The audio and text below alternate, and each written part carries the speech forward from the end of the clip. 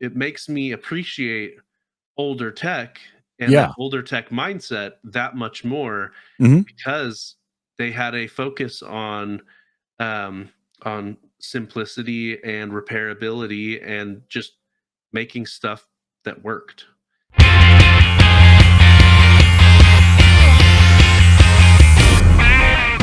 What are you nerding about? What are you nerding about, or what are you nerding out about? Since my son skipped the out. What I have been nerding out about lately is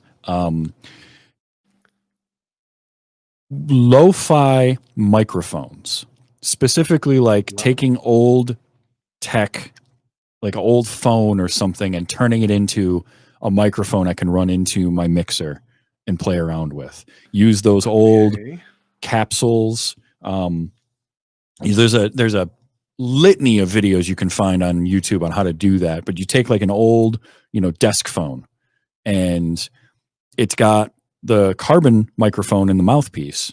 Yeah. And then it's also the speaker end of the handset can be used as a microphone, because those old speakers are just a microphone in reverse. So you just wire that up and you can have this nice lo-fi microphone, and you see people will use it to get that lo-fi kind of almost AM radio sound, that old telephone sound, or you can record sounds with it too, not just your voice. Might give you like just an interesting feel to like a guitar track or drums or something like that. And so that's been like my nerding out lately, is figuring out, because so how much work goes into modding those to make it compatible with? So are you I guess, are you modding them to be XLR inputs into your mixer? Yes. So there's a lot of different ways you can do it. The easiest way is you snip a couple of wires and then you just solder the two wires coming off of the handset speaker into a 1/4 inch or an XLR, and boom, you've got a microphone. If you want to use the mouthpiece part of the handset, you actually have to run some phantom power to it, because those old carbon mics needed power, and they would draw power through the phone line. But they do have a slightly different like frequency range, and they do sound a little bit different. So you do actually get two different sounds from each end of it. One of the things that I'm going to try, because I've got a phone coming to me that actually my ex's mom had, like, just in a basement. It's an old rotary phone. But the cool thing about those is, like, you can try to tap into the phone itself. And what I'm hoping I can do is, instead of taking the wiring out of the handset, I want to wire into the base unit. Okay. So that, I believe if I do it right, putting the handset back on the hook will effectively turn off the microphone. Okay, have it be a power switch. So it's like a power switch, or almost like a mute switch, and it will, when you pick it up, it will turn it on. And what I'll do is I'll make a wire into the base unit, and I'll do the wiring for the phantom power and all of that, make a little circuit, but have a switch on it so I can switch between the two different sides. So I can have one side be, and then the other side I flip, and I just have to make sure phantom power's on my mixer. But then I'll have the two different mics there. So it's just been like, once I get it in my hands, it's going to be a lot of fun. Because a few weeks back, I made this little radio. So I found an old, like, Bakelite GE radio, tube radio at a antique store. Which, real quick tangent, this antique store is great because it is literally 4 floors in a building of just stuff. There is just, I mean, you can find old coins, you can find military uniforms, you can find telephones, you can find video games, and there's no rhyme or reason for where anything is. There's just like piles of things everywhere, and tables of stuff, and old record players, and like, it's great. So I'm just wandering around in there, and I found this old tube radio, and it said, oh, it's $25. It doesn't work. I'm like, I like the look of it. So I took it home, and I took the tubes out, but the speaker still worked. Okay, all right. And I was like, all right, well, so it's got a speaker in it. So what I did was, and I'd found this guide in this video. This guy had made something similar.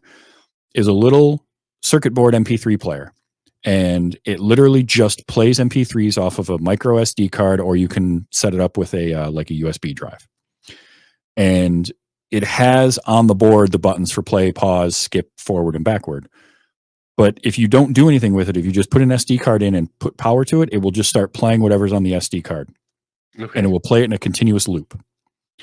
And so I took that and I wired it into a little amp that had a switch on it to turn on and off. And then I wired the amp into the speaker. And so it effectively gives me a radio that I can turn off, but will continue playing whatever is stored on the card. And when I turn it back on, it just picks up and you just start hearing whatever's going. So it's like having an actual radio that I have no control over. I just put a bunch of files on the card and now it's playing all the time. And so I loaded it up with I found on the Internet Archive, they had old episodes of Coast to Coast AM with Art Bell. And I grabbed a lot of the Halloween episodes where it would be all ghost stories for 4 hours. And I got old episodes of The Shadow and 0 Hour with Rod Serling. And then I found I grabbed a bunch of the radio pieces from Alan Wake, the video game, of the Pat Maine radio hour, which were these in-universe radio bits that you would find when you would be out wandering and there'd be a radio playing. I downloaded a bunch of that and I put it on there and some different songs, and I just made this radio station and it just plays continuously. And so I took this old radio, I stripped it down and I repainted it. And so it's this really cool kind of metallic black look now. And I just have this radio. And when I go to bed at night, I turn it on and it's whatever's playing is what I fall asleep to.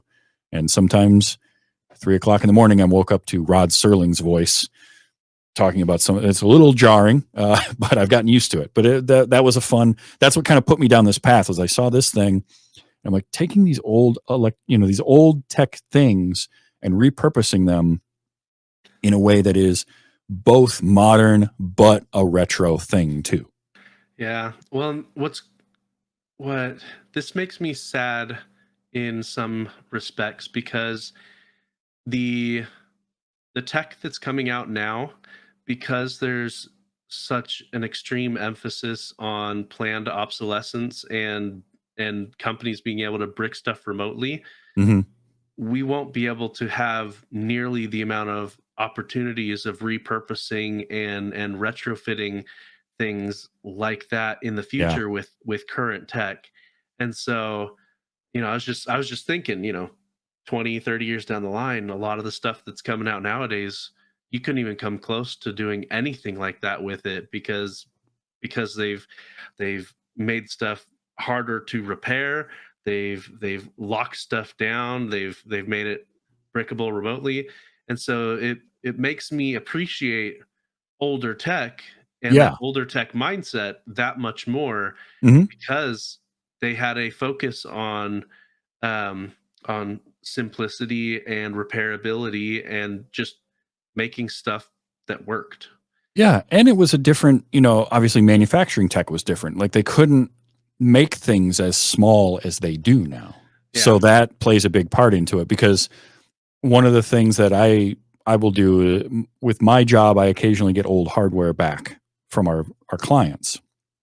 And I like to tinker and pull it apart and see what's inside there and see what there is that I could maybe reuse and, have my little box of goodies. So I'll pull batteries out of stuff. I'll pull little speakers out of it. I keep trying to figure out ways that I can use.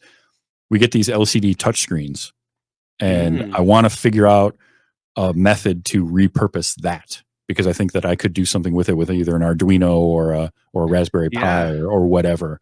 I just have to figure out the interfacing, the connections between them. But it is true that the stuff that's coming out today that isn't sort of that retro feel is going to be much more difficult to do anything with down the road because of all the reasons that you mentioned. And it is a bummer, but we do still have the old things. Plus, it's like working on an old car. There's nothing like pulling the guts out of an old radio. And I mean, literally, I pulled these tubes out and I have just all this empty space inside the radio, because I put 2 little circuit boards. I just hot glued them onto a piece of MDF and put it in there and set it in place. But I see that hot glue gun behind you. Yeah. Yep. Tell you, it's a tinker's best friend right there. But yeah, it was a fun project. And so when this phone comes in, I'm going to have a lot of fun trying to. The other thing is I like to try and keep the pieces as whole as possible, right? Whatever you're going to see. So I don't want to do a lot of necessarily case modifications to the phone, if I can help it. Like, I don't want to have to drill things out necessarily, depending on. But the other thing too is like projects like these are fun because you can do multiple iterations of it. I could make another different radio that I could, give to my parents and just have loaded with a bunch of old blues and stuff that my dad likes. So you can just have a radio you can turn on and whatever's playing is playing. There's something comforting about that where you don't have to sit down and make a decision about what you're going to listen to. You just turn it on and it's there. Yeah. And I like that. You could do a similar thing with a video type of situation too. I'm sure there would be a way to do that. I just love like the combination of modern day technology and either an old system or an old style or an old look. Like I saw a thing I would love to do. It's way above where I'm at now. This guy basically made a modern day VHS. He was using, I think they were SD cards, but he would load movies onto these cartridges. And he had a little reader. And so you could slide the cartridge into the reader and then it would start playing the video on your TV. Nice. So you could have a library of movies. And I was like, that looks super fun. And I have a 3D printer and I might have to try making that. So these are the kinds of things I want to be able to do more, because I just love like tinkering and building and iterating and failing and having something not work. Because the first radio I tried didn't work at all. Because I was at a thrift shop. I found an old radio for like $5. I'm like, cool, this is a cool like late 80s, early 90s look. But it was too small inside for me to fit the components I needed to with the way it was laid out. And I'm sure with like a better power setup and ways to wire everything, I could have done it better. But by the time I got to the realization that I didn't have enough room inside the case for what I had already started cutting it apart. And I'm like, well, I guess I'm just going to keep the knobs off of here. And I ended up putting those on the other radio because I liked the look of them. So that's the kind of stuff I've been nerding out about lately, and has been my ADHD hyperfocus. Nice. That's pretty awesome. I'd like to afterwards, if you have any like pictures and stuff, I'd like to see some of that stuff. Yeah, absolutely. I think that'd be cool.